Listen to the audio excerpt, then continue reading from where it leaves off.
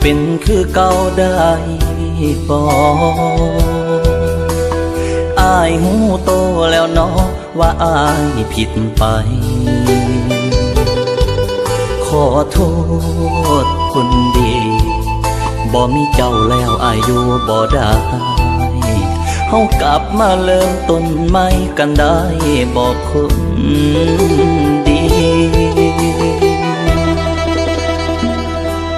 อายขอโทษอายผิดไปแล้วเฮากลับมาเริ่มต้นใหม่กันได้บ่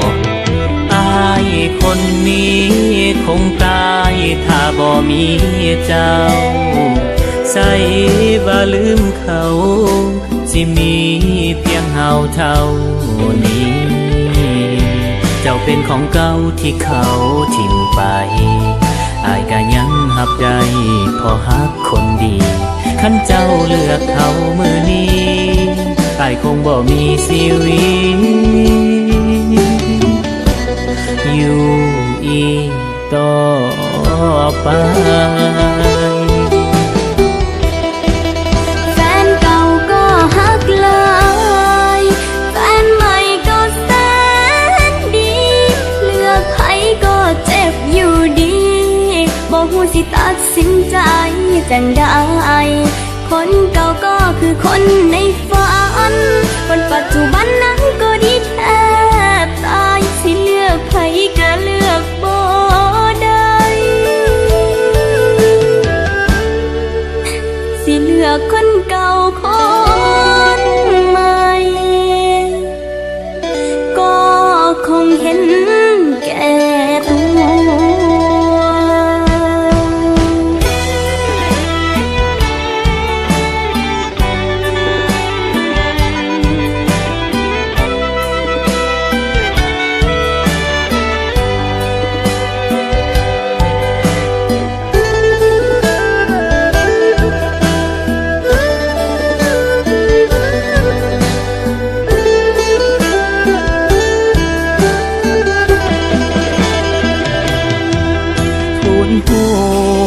อายขอโอกาสแต่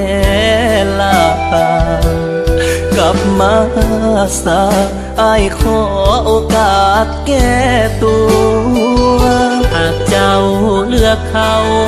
โลกนี้ก็คงมืดมัวอายคงตายตอนหน้าทุนหัวถ้าเจ้าอายอยู่บ่ได้แฟนเก่าก็ฮักหลายแฟนใหม่ก็แสนดีสิเลือกทางใดดีบ่ฮู้สิตัดสินใจจังใดคนเก่าก็คือคนในฝันคนปัจจุบันนั้นก็ดีแทบตายสิเลือกไผก็เลือกบ่ได้สิเลือกคนเก่าคน